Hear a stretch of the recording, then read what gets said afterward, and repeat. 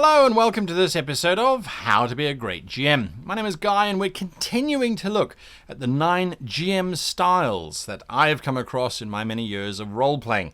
Now there might be more, so have a look at last week's video to see if anyone's added to the list in the comments section underneath the video. And if you find more that are in this or not in this video either, let's add them so we can expand and we can unpack them. Now, to start off with, the caveat here is A, this does not necessarily apply to everyone. B, you might fit into more than one of these categories. They're not hard and fast categories, this is generalizations. And C, this is my opinion. So you might find that you're kind of going, well, I've got a bit of that and a little bit of that, but it's not really both of them. It's kind of a bit of absolutely, totally understandable. This is just an idea that allows you to then sit back and say, well, I'm a bit of an author, I'm a bit of a villain, I'm a bit of a player, I'm a bit of a this, I'm a bit of that. How can I improve my game? Because ultimately that's what we're looking for, is we're looking for the ability to step back, look at how our games run, ask ourselves these difficult questions saying, well, what am I missing? What am I lacking? Sometimes we don't know. So that's what these kinds of videos are for. So let's get right into it. So we looked at last week the galactic force, the rules interpreter, the narrator, and the author. Now we move on to the villain, hopefully. So the villain is a GM who is quite literally an absolute bastard. There's just no other way to phrase it. This is a GM who is against the players. They have to win as the GM. They like to outsmart the players and make the players feel as if they're stupid. They like to manipulate the rules to their own ends. And of course, they're a complete metagamer. They don't separate what they know from what the NPCs or the monsters or the environment that the characters are traveling through do. Now, it's a bit of a tricky one, that metagamer. Is there something to be said as a benefit for a villain-type GM?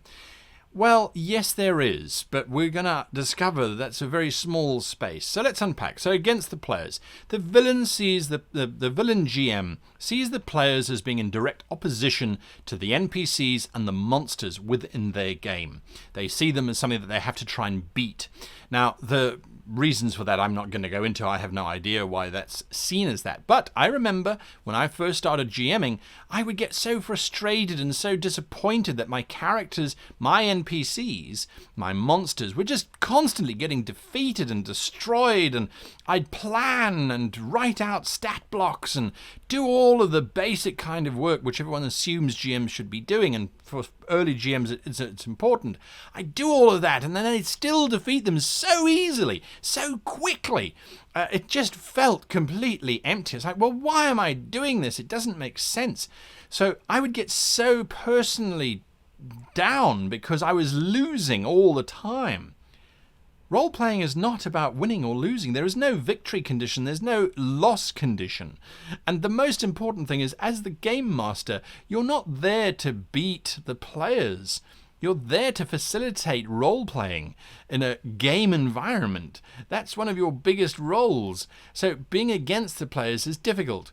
On the other hand, there is a certain amount of gratification that really hardcore players who really like to push the system get from managing to overcome the GM. That's if the villain GM allows them to do it within the confines of the rules.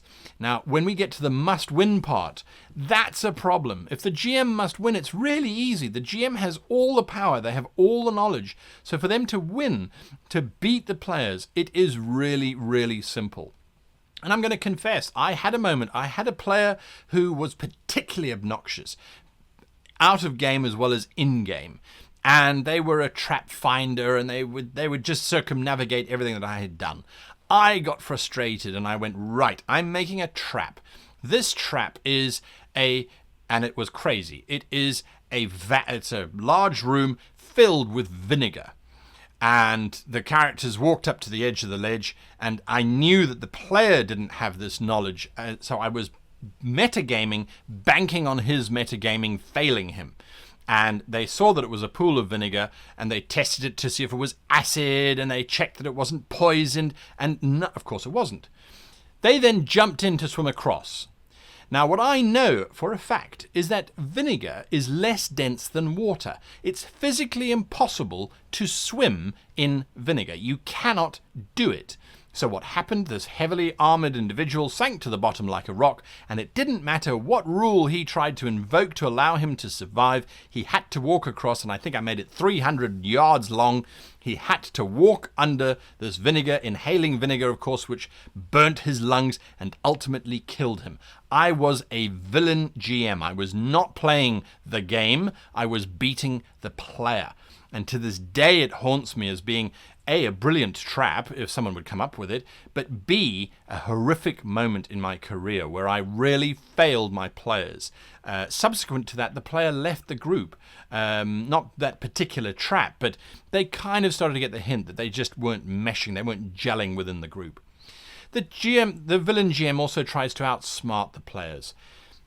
It's not difficult to outsmart players. Players, although they are incredibly intelligent people, collectively they are a committee, and we all know that committees have very little effective power because they talk themselves into corners and into circles, and then they forget what they were talking about in the first place. So that's point number one. Point number two, however, is where is the gratification in outsmarting your players and preventing them from going on your own adventure? Surely you should be focused on working with the players, helping the players outsmart your NPCs so the story can continue. Having said that, if you are a player and you really like to be challenged, you don't like anything to be given to you, you want to really work for it, then a villain GM might be the right kind of opponent. The only problem, of course, is that they still hold all the power. So a villain GM is also someone who's going to manipulate the rules. They don't like the rules that prevent the players from taking damage from the GM's creatures. They don't like those kinds of things. So they're going to use creatures very specifically to defeat the players. They're going to go, well, my players have got immunity to lightning, so I'm going to give them a very specific fire-breathing creature, even though it doesn't necessarily make sense, or there would be no reason for it. It's just that I know that that's the case, so I'm going to make it challenging. That's often an excuse that a villain GM takes when they're being a sadistic bastard and they're trying to control the game and beat the players. They go, oh no, I'm making it challenging. You should do your research. You should do this. You should do that. Yes, everything that the players do, the villain GM is going to be trying to counteract so that they can win. They're a big metagamer, as I said. So generally speaking, if you're a villain, if you find yourself constantly fighting, constantly attacking your players and making them suffer, it's time to reassess. Unless you have players who like to be the beat down, broken type of individuals that ultimately result from this type of GM. Now, the player GM. This is someone who is an unfortunate person who has enough guts to say, all right, well, we don't have a GM in our group, so I'm going to run the game. But ultimately, I prefer playing to GMing. And it's an interesting question when you speak to other GMs. Well, do you prefer playing or do you prefer GMing? I, for a very long time, we're talking 15 years, have always preferred to GM rather than to play. And the reason why is, as a player, I don't know everything that's going on. I get frustrated. I feel like I'm not sure of where to go or what to do. So it becomes, for me, a lot more nervous, a lot more tense, a lot more emotional than it is as a GM, where I'm in control and command of everything and I can react to everything without the restrictions of rules or of the limitations of my actual character sheet. So that's something. You often get GMs who like to be both. You get GMs who would prefer to be a player. And when you have a GM who prefers to be a player, when they want to be a PC but they can't be, they will generally create a Game Master PC. Now, there's a challenge with this, of course, is that Game Master PC, because the Game Master wants to be a player, but they have all of the knowledge of being a Game Master. That GM PC can run the risk of just dominating and taking over and just knowing what to do because it's being run by the person who kind of knows what to do. It's kind of like the Bible story, right? The person knows what's coming up because they are the person. It's a very tricky story. They can be scattered because their focus is on being the PC or the GM PC rather than being the storyteller. So they're busy thinking, well, what would my PC do here? What would my GM PC do here?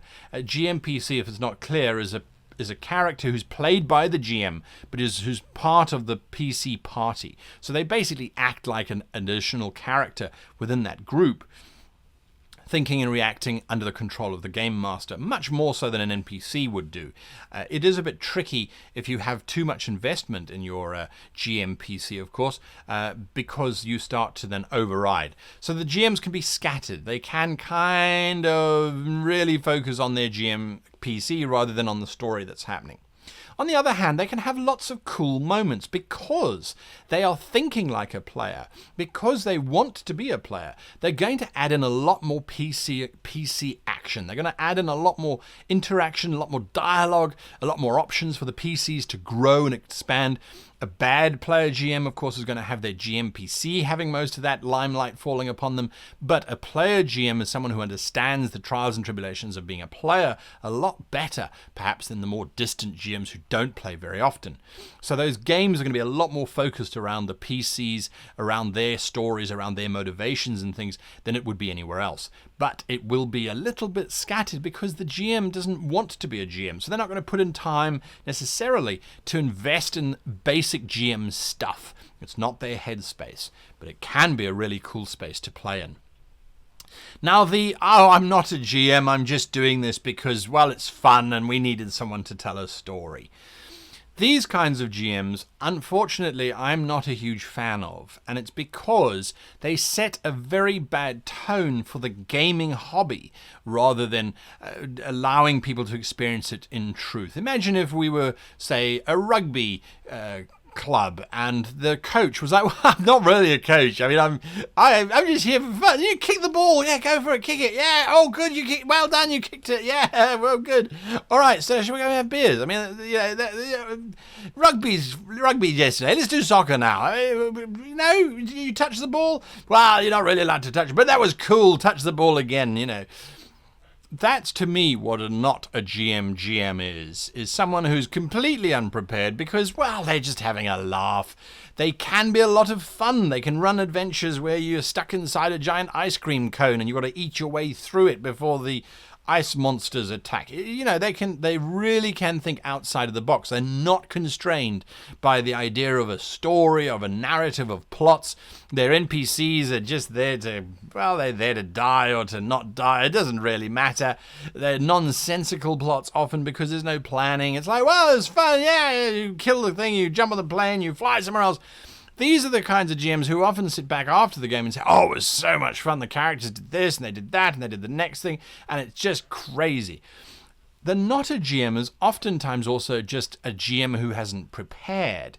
They might have an inkling of how to run games, but with no preparation, they're just ad-libbing on the fly. They're kind of going along as it happens, and they don't have a plan, so there's an uncertainty to the outcomes. So the outcomes become irrelevant. We don't need the outcomes. Yeah, you win, yay. I mean, it doesn't really matter. It's all fun. It's all made up anyway. It's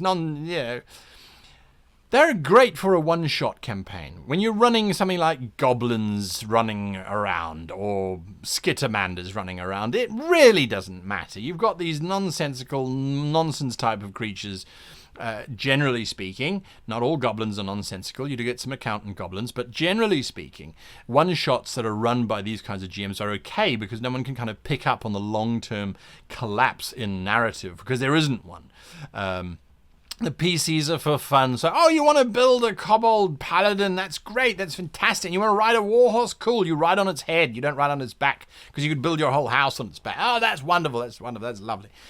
So, not a GMs are okay in one-shots. They're good when they're coming up with really, really crazy ideas. The stories are there. The rules are not interested in being involved because it takes too long to look for them. And it's just fun anyway. Long-term, however, if you're not a GM, you're going to find that your groups lose interest. It can become overwhelming after a while. It's like, wow, what are we really doing here? We're having fun, yes, but after a while, there's just no substance to it. There's no continuity. There's no congruency either. It's just this sort of very meh. Now, the actor. The actor is someone that we come across from time to time, and I certainly will raise my hand and say, yes, I I recognize that I have actor-like tendencies when it comes to being an actor GM, and I'm aware of this, so I try to limit myself. Every time I impersonate an NPC, every time I try and do a narrative, I try and hold back.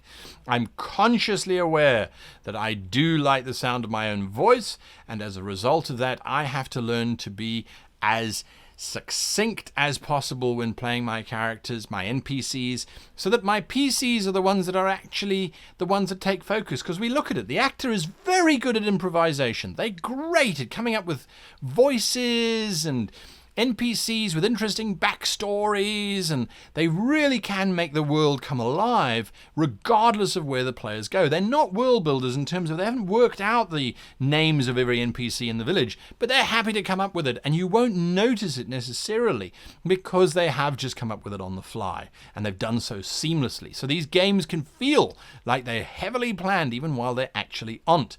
Challenges come in, of course, when you go back to the village and you try and find the same people. The improvising GM very seldom writes down the names of things that they have improvised because they're busy improvising them. They love to grandstand. They'll talk for hours giving you this description of this valley. Behold, the valley opens up before you like the swathe of silk. A blue ribbon washes down as the river makes its way towards the azure oceans beyond. Birds twitter in the air. And half an hour later, they've just finished describing the fact that the road is like the back of an old troll.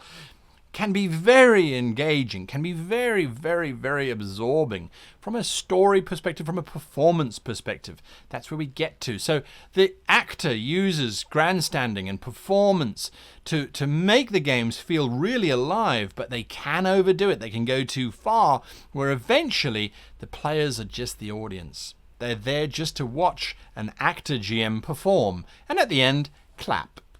Oh, I like your NPC voices. That was great. Now, for someone like me who likes doing that, I have to be very aware that not everyone appreciates that kind of thing. And the PCs and the players should never be just an audience or extras. If they are, go and hire a stage. Make that leap from GM, where your poor players are an unsuspecting audience, to a stage where you can have a paying audience who can stand up and applaud you at the end of your show. So players are an audience. They're there to be played too, as far as the actor GM is concerned. And the PCs are just extras. Oh yes, you're there, but a noble old baron walks up to you and he's got a big moustache and he speaks in an old voice, and then the actor GM goes on and on and on and on for a while as they do this complete character impersonation, and everyone is completely absorbed, and the PCs forget the questions that they were going to ask because they're busy watching this King Lear-like performance from an actor GM. Plots focus on the NPCs because that gives the actor more opportunity to perform, doesn't it? It gives them that grandstand upon which they can stand and say, look at me, I'm a great actor, and I happen to be a GM as well. So actor GMs can create incredibly immersive spaces. They can create a lot of fun NPCs to engage with, but they can dominate the stage and make the players feel as if they really are just arriving and they should have popcorn and a can of Coke or whatever it is that they drink when they go to the movies, because that's what they're in for, really. And if the players start to be a little bit more performance orientated, the actor GM will either play up to that, or they're going to start getting cagey towards that better performer and kind of, have some conflicts and kill their character off quickly so that the actor, the NPC GM, can take over. Now, I have missed the modular GM. I don't know how that happened. I'm sorry about that. So the modular GM, that's the risk of doing these things live.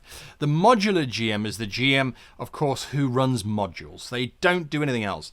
The modular GM is someone who goes through that module. They make sure that everything that's in that module is hit and done. And that's a really good thing. That can be a really powerful thing. As a player, to be able to step in going, oh, we're running this module. I heard this. I saw that spoiler. I read about this. I'm so looking forward to it. And they're going to get exactly what's in that module. The modular doesn't the modular GM does not deviate from the module. The risk, of course, is that when the player's characters try to deviate from the modular GM has no recourse but to say you just can't go there. The module doesn't cover it. Or you go, but it goes in a U shape and it comes back again. Well, the planet is a U shape, so I can't leave this space. Yeah, because that's where the adventure is set. The module says it's here, so you have to stay here. You can't break away from that. The modular GM is also someone who will be very thorough in going through that module and won't change very much in it. They might make 1 or 2 changes, but generally speaking, they're going to stick to that module because they're there to use it. This creates a very, very, very firm base in which players can operate. It also gives us a complete control over expectations. We know what the module's like. Oftentimes players may have read it or have heard about it. So it caters to that expectation. It caters to that space. It removes, of course, autonomy in terms of being able to decide exactly where one can go because you can only go within the confines of that module.